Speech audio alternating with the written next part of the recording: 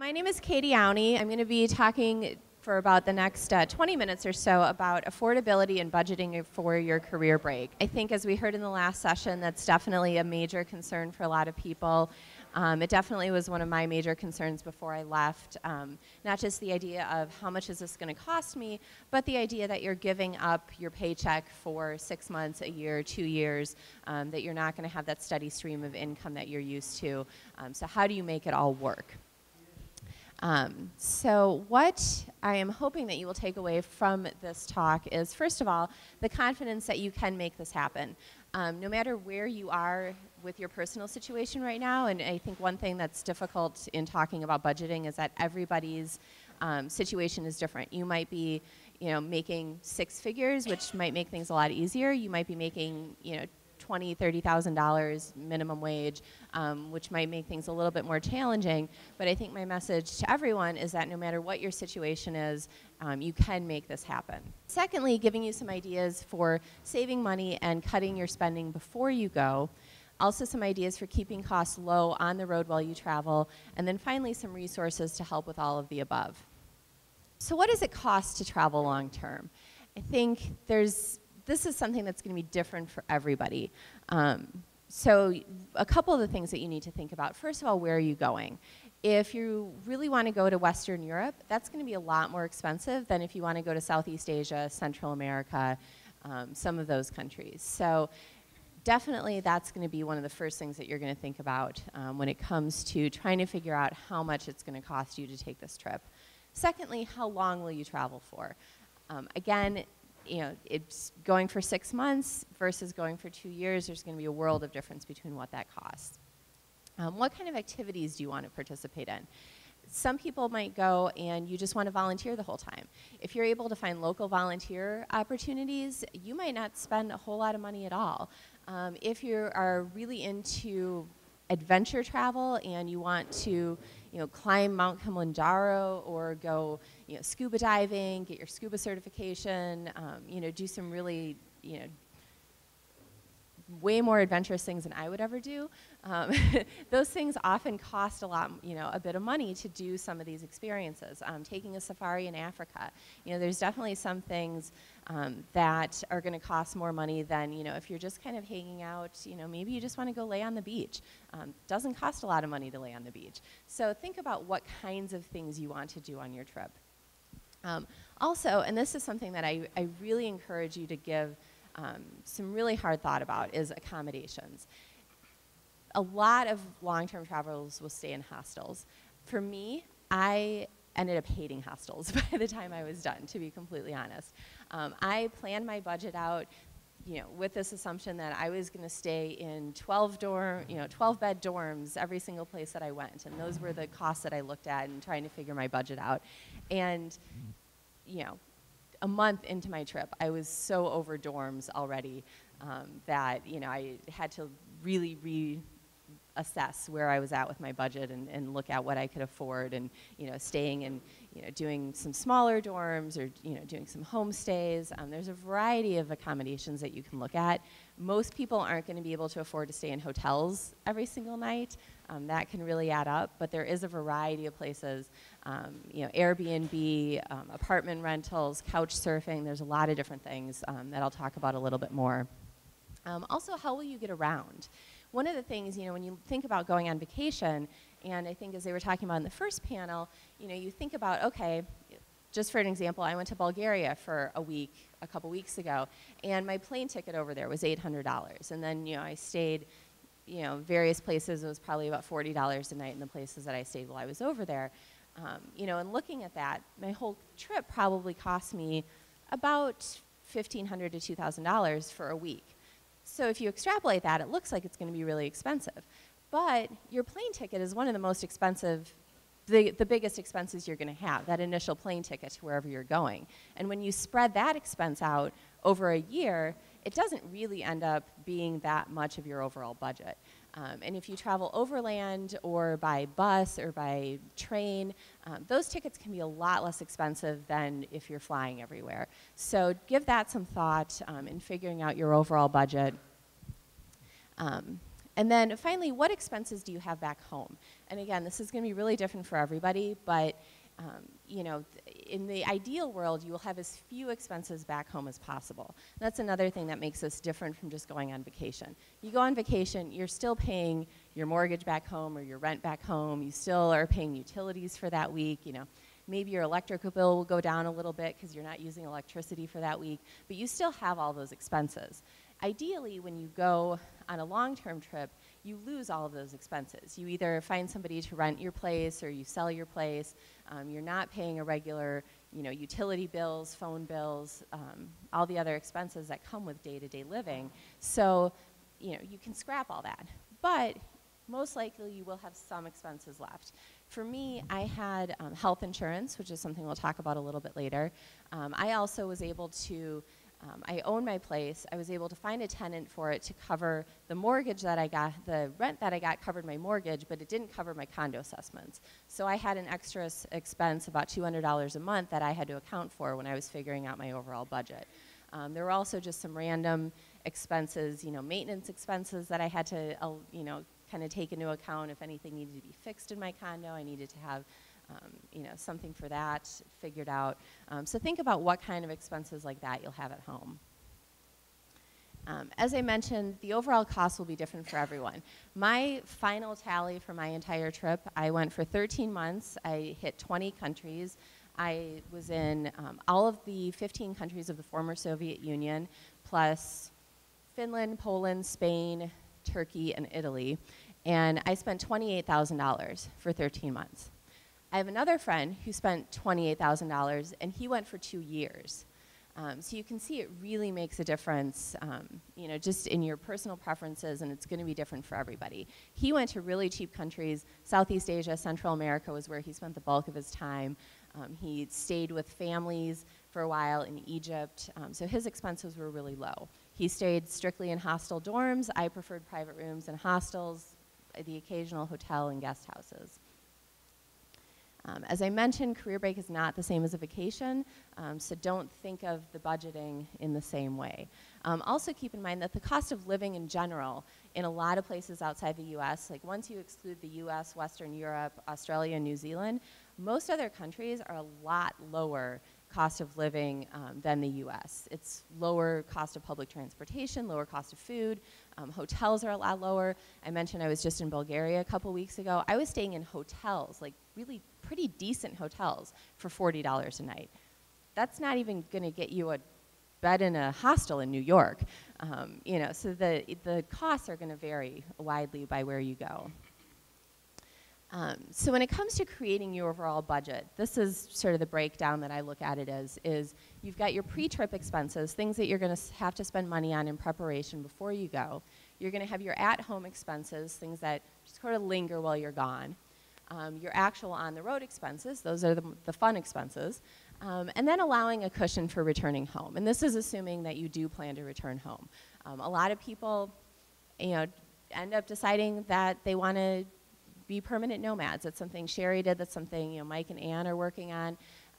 But for I think most people do look at it as a break and will come back and you know, find another job, which is what I did. So you want to have that cushion for returning home so you're not coming back and completely stressing out. Some pre-trip expenses to think about. That initial flight to wherever you're going. I was really fortunate. I had enough miles on American to fly to Helsinki one way. And so that was where I decided to start because I could get to Helsinki for free. So that kept that initial expense was pretty low. Look at your gear. If you travel a lot, you know, this might be something you may already have a lot of what you need. You know, but think about, are you going to be traveling with a roller suitcase or a backpack? Do you want to upgrade your camera for the trip? That's something I really wish I had done, that I traveled with a point and shoot and I upgraded my camera later and I wish I would have gone with a nicer camera. A Kindle. Kindles are wonderful to travel with. I've downloaded most of my guidebooks, my Lonely Planet guides, onto my Kindle, which saved a lot of bulk while I was traveling around, and I bought my Kindle specifically for that. Laptop. I got a tiny, even smaller than this one here, a pretty tiny, you know, netbook to travel around with me that took up almost no space. It was really lightweight. You know, look at, you know, are you going to be doing hiking? Do you need new, you know, good hiking shoes, stuff like that. Vaccinations. You know, definitely, and we'll talk about this in another session, but you'll want to go to a travel medicine clinic, you know, look at the countries you're going to, figure out what shots you need. Vaccinations, if you're lucky, your insurance will hopefully cover a lot of them, but there's definitely some that might not be covered. So start taking a look at that a couple months before you go and figure out, you know, what the story with that will be. And then passport and visas. If you need to renew your passport, you know, definitely take care of that ahead of time. That's going to, I think, run something over $100 now. Or get extra pages added. That's something to keep in mind as well, is a lot of places they won't let you in unless you have a certain number of open pages still in your passport. So if you're getting close to filling up your passport, get those extra pages added before you go so you don't have to worry about that on the road. And then visas. A lot of visas you can get as you travel. For me, one of the big countries I was going to was Russia, and that's a visa that you can only get in your home country. So I made that one of my first countries I visited, and I got that visa while I was still in Chicago. All of the costs involved with that was about $400. So definitely do your research on visas for the countries that you're going to be going to and factor that into your budget. At-home expenses, I talked about a little already. Consider health insurance, which we'll be touching on in another breakout later today. Any rent expenses or mortgage not covered by tenants. Storage, lucky for me, my parents have a huge, very empty basement, so I was able to keep the possessions that I did still have, I kept in their basement. But you might need to rent out a storage unit or a storage pod, something like that. So look into those, do some research, take that into account. If you have any debt payments, I recommend, if at all possible, to pay off your debt before you go. I went to law school. I had a huge amount of student loans. I paid forward a good chunk of them, so I didn't have to worry about the required payments while I was traveling. But definitely take that into account if you do have credit card payments or student loans or other type of debt. Figure out how you're going to handle that.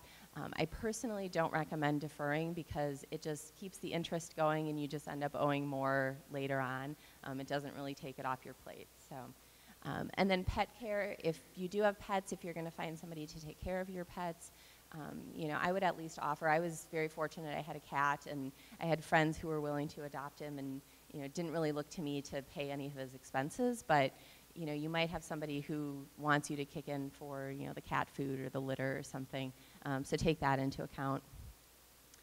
On the road expenses, I think pretty much fall into these few categories: accommodations, food, transportation, activities, communication, staying in touch back home, and then totally random miscellaneous expenses. How do you figure out these on-the-road expenses? I think that was one of the biggest things, the biggest challenges before I went. And I am very type A. I had a whole spreadsheet of all the different places that I wanted to go and breaking down into these various categories of, you know, what I thought I was going to spend, not just for every country I thought I was going to go to, but for every city I thought I was going to go to. I looked at travel blogs, I looked at guidebooks, I used Rough Guides and Lonely Planet quite a bit. I used booking engines. I would go and, you know, do a search on Hostel World to see, you know, what the cost of a dorm would be, and you know, Moscow, and then use that as my baseline. One formula that I read in one blogger's recommendation is taking the cost of lodging in a city or a country and then multiplying that by 3 to come up with your per day estimate.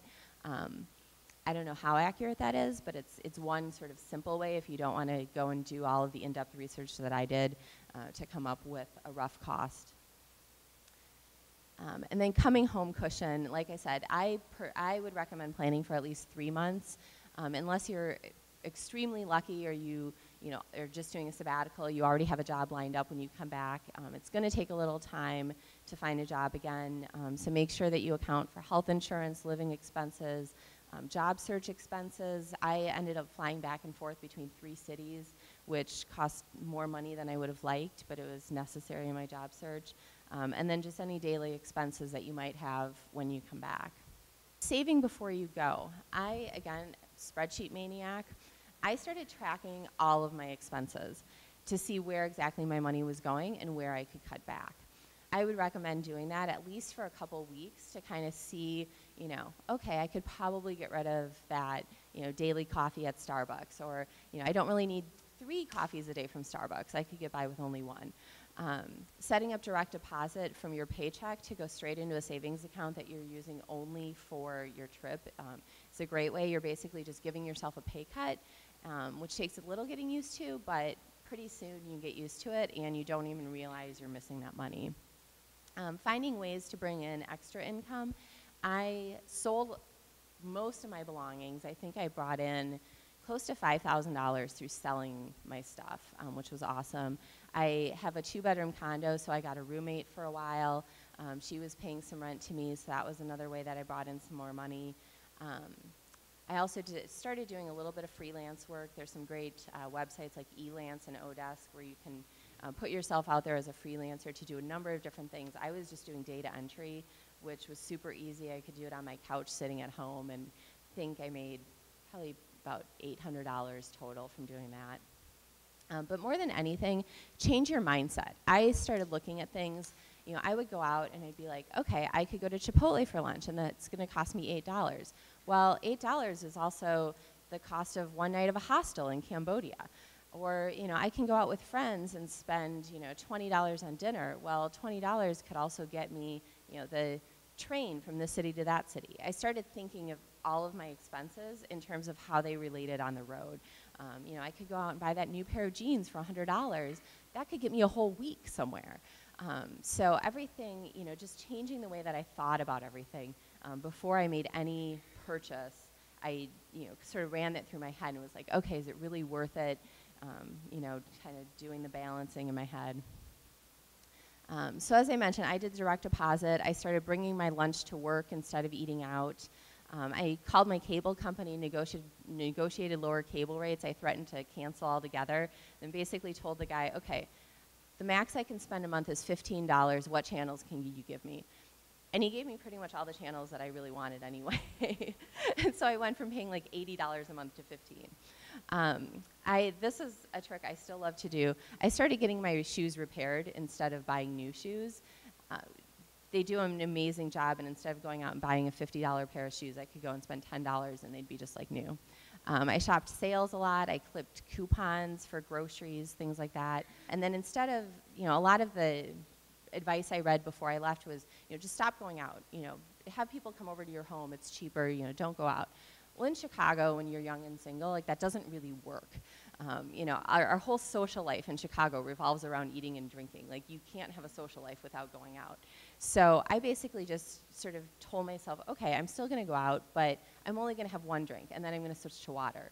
Or, you know, I'll go out, maybe I'll have a salad and an appetizer instead of ordering an entree. So I still, you know, kept a bit of that social life, but I cut the expenses back. So I might be spending $25 on a night out instead of $50 like I used to. Earning extra income, selling your stuff. We're going to talk about this in another session, so I won't go too much in detail, but you know, online, Craigslist, yard sales, garage sales, there's a lot of ways you can get rid of your stuff. Getting a roommate is great if you have extra room to do that. You know, if you're able to, if like your parents live in the same town as you and you can handle going back home for a few months, you know, getting out of your place early and going back home and living with the parents is another way to save a little money. And then resources. These are 2 of the best books out there, I think. Dream, Save, Do by Betsy and Warren Talbot is a great one that really talks all about this. And I think you can apply it not just for saving for travel, but saving for pretty much any dream that you have. And then the Career Break Traveler's Handbook by Jeff Young. He really talks about in this book, you know, all stages of career break planning and career break traveling, and includes a lot of information about saving money and you know, keeping expenses low. And I just realized I have a whole section that I was going to talk about that was not on my PowerPoint somewhere. Yeah, so we're getting close to question time anyway. So let me open it up to questions. If we don't have any questions, I can go back and cover the extra little section there. But I'm assuming there's probably some questions out there. So yes, I'm going to come hand you the mic. The health insurance, are you covering that later, or is that something to talk about now? Yeah. So I can talk about that a little bit now. We are going to talk about it a little bit later. It's hard to say because I went before Obamacare was fully implemented, so I think some things have changed. But I basically, I got private health insurance. It was a complete nightmare, the application process, which I think some of that will be easier now with Obamacare and the fact that they can't discriminate as much based on pre-existing conditions, because I had a bunch of pre-existing conditions, and so I got denied by the first insurance company I applied to. And, but definitely, you know, everyone is different. I personally, you know, for me, I wanted to have medical insurance here in the US just in case I had to come back to the US for treatment for something. You know, I think it's less of a concern overseas. You'll find that healthcare overseas is way cheaper in most places than it is in the US. I ended up getting what is a prescription here but wasn't a prescription there, filled in Turkey. I got the same medication for $8 that I spent $150 on here in the US. So, you know, overseas expenses can be a lot less.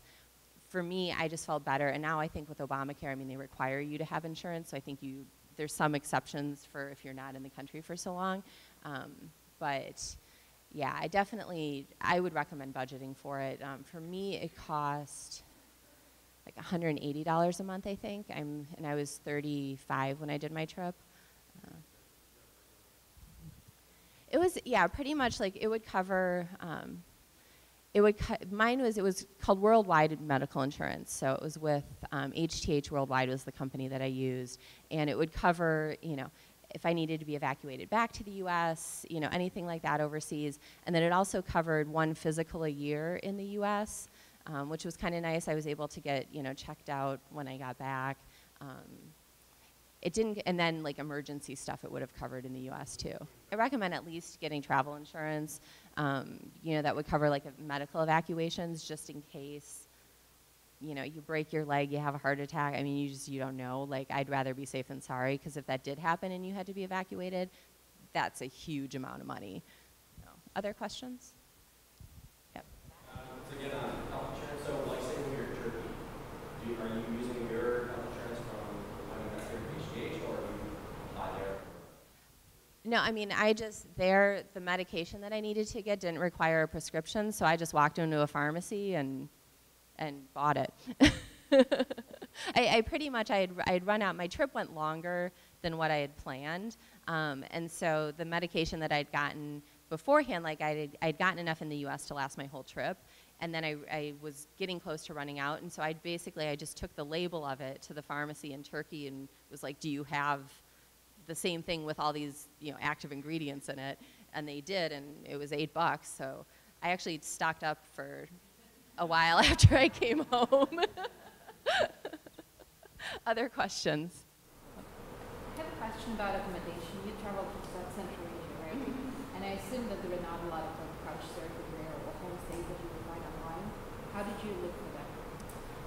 And how did you plan for it? Yeah. So throughout my whole trip, I did a variety. I did hostels, as I mentioned. Central Asia, it differs a bit by country. Like Kazakhstan and Kyrgyzstan, actually, there's couch surfing and you can find couch surfers there. Kyrgyzstan, there's hostels. Uzbekistan, because of registration requirements, you can't do couch surfing, but they do, like the guest houses I stayed at there were about $15 a night, which included breakfast and Wi-Fi, so it was a pretty good deal. So it really, and those I found through, I think Booking.com or Hostelworld. Like you'd be amazed, the booking engines out there really cover some of the most remote places that you wouldn't think they do, but they do. Yeah, way in the back. So did you plan out like every train that you were going to take, every hostel you were going to stay in prior to leaving, or did you just kind of have the beginning and the end and just flow in the middle? So I am way more type A and crazy about stuff than the average traveler would be. So the answer to that is mostly yes. In my head, like I came up with, literally I came up with in planning my budget almost like what would be a daily itinerary. I didn't end up coming anywhere close to following it. I did stick with the general order of countries that I was planning to go through. My big thing was I wanted to visit all 15 countries of the former Soviet Union, and so I had a very set, path through those countries I was going to go to. Although Central Asia was very random at the last minute because of visa things kept changing, and I didn't know where I could go, what order I could go in. But what I did was, like, I would go in Lonely Planet and, basically just kind of flip through and, like, in all of their travel guides in the transportation section, it'll say, there'll be a whole thing on, okay, you're in Moscow. Buses to Vladimir cost this, and to Suzdal cost this, and to whatever cost this.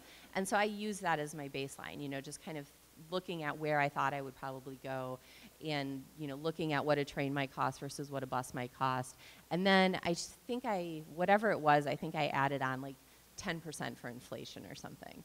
And it ended up being somewhat accurate in some places. Central Asia, it ended up being completely inaccurate because prices had just risen so much since I did my research. But it at least gave me some idea, that I kind of knew, okay, a train, is only going to cost $40 rather than like $100.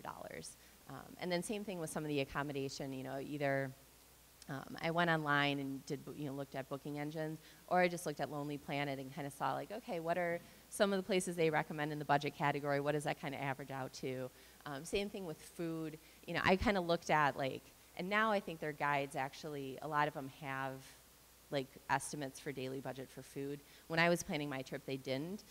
So I would just kind of look at like some of the restaurants they recommended and like what the average meal cost was, and kind of look at it for a few of them and average it together and think, okay, I can probably eat for $15 a day or something like that. So a lot of it was guessing, but it at least helped me at the beginning come up with like what my goal needed to be to save for. Because otherwise I think it's really hard to think like, oh my God, how much is this going to cost me? So that was my goal in being that crazy. On the planning side, one thing I'll just recommend is in the quick budget when it comes to planning, I always tell people, your type A, I was too, plan the first third of the trip if it makes you feel better. Like I did, I knew what hospitals I was staying in, I was getting point A to point B, but after that first 3 months, I had no idea. And it was great because it got me through that first couple of months of like pure shock of getting out of my normal life here.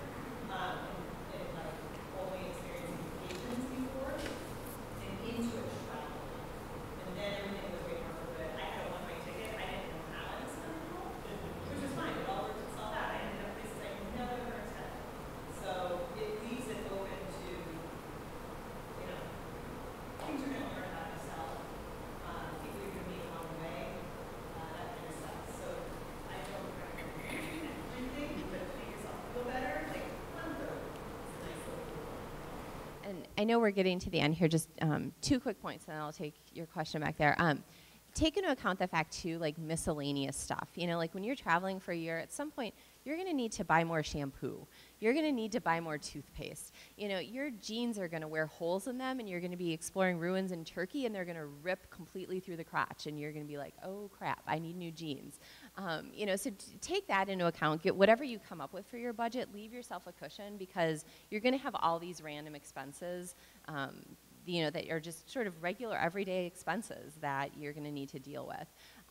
Also, and I did this during my trip, keeping a spreadsheet, keeping track of my expenses while I went, and constantly looking at, like, I had a couple different bank accounts, always being aware of what my balances were in those bank accounts and how much cash I had on me, so that I knew how much money I had. Like, that just made me feel better, so that I kind of kept track of, where I was in the overall scheme of things and how close I was to what I thought my budget was supposed to be. So question in the back there. Question, I was going to speak to your question, and just that I'm a planner by nature as well, but I found in my experience that a lot of things that you would think that you're planning in advance were wise. You get there and it'd be much, much cheaper to do it on the fly. For example, things that are counterintuitive, like a safari in Africa, way cheaper if you just get on the ground and get it than if you planned it all in advance. Same thing with Antarctica. Yeah. Antarctica, put yourself in a trial for a little while and you'll find trips that are Yeah, and then there's tourist prices for things, and then there's local prices for things. You make friends, and book things for you, and then all of a sudden things are not all checked and volunteering is another thing like that. You know, like a lot of the big volunteer organizations, you know, it'll be like $3,000 to volunteer for 2 weeks. Well, if you go to a place and you talk around to people and you meet people who work at local nonprofits, I mean, you can volunteer for free. You know, you just have to pay for where you're living at. You know, I did 2 volunteer experiences. One cost me $350 for a whole month. The other was like, I made a $150 donation, and then I just had to pay for the place I stayed. So, yeah, that's an excellent point. Any other questions? Yeah. How do you, I have but the banking while you're traveling, say 6 months to a year, what banking system do you use so that you can pull cash when you need it? So the question is about banking when you're traveling for so long. What banking system did I use? So I did a couple things. I think definitely you want to have multiple cards with you, both debit and credit, and both Visa and MasterCard, because depending on what your country you're in, some places Visa will be able to be easier to use, some places MasterCard will be easier to use. I got a Capital One card before I went. I do not recommend it at all. I had horrible issues with their customer service and with my debit card not working in ATMs. Yeah, so I since have switched to Charles Schwab and just went to Bulgaria and had no problems with Charles Schwab.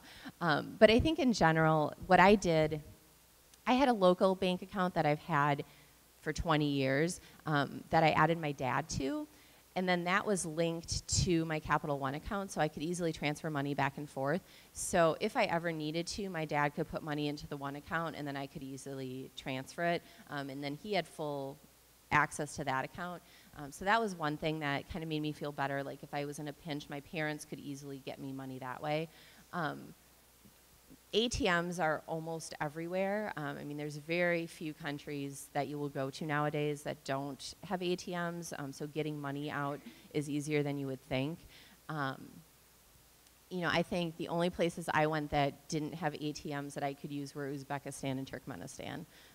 Every other place I went, I found ATMs pretty easily. But definitely try to find a credit card that doesn't charge foreign transaction fees. That was the reason I got Capital One. Charles Schwab is another good one that doesn't.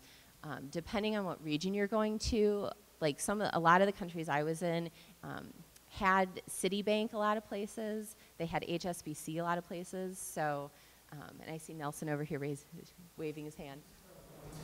That's finally a lot of people know. A lot of ATMs internationally use the chip where they can use card from chip. And if you call a local bank and American Express as well, I don't know about Visa, if you ask them specifically for your same card, same number, just with the chip, they'll send you a new one. So if you like your bank and other services and like credit cards, just call up and go, hey, look, I'm traveling international with the chip. And then also keep your PIN below 4 digits. Because it's 6-digit PIN, some countries don't even think it will.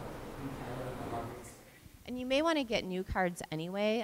Look at the expiration date on your cards and make sure that they're not expiring anytime, you know, while you're on your trip or close to the end of your trip. I had one of my cards, like I said, I ended up going for 3 months longer than I had planned, and one of my cards was set to expire the month after I originally was planning on coming back, but then ended up expiring while I was still on the road, and so then that was suddenly a card I couldn't use anymore. So you may want to get new cards anyway. The last thing I would add, definitely call all your banks, let them know where you're going to be going. I did this before I left. Every single one of them told me I was going to need to call again in like 3 to 6 months to like re-up it, you know, to like inform them again and update them. I didn't, and didn't end up having any problems. So. But we've got people streaming in here who look hungry for lunch, so we will wrap up. But I am around the rest of the day, and a lot of these things we'll be talking about in the planning and preparation session, so I would encourage you to come to that panel too.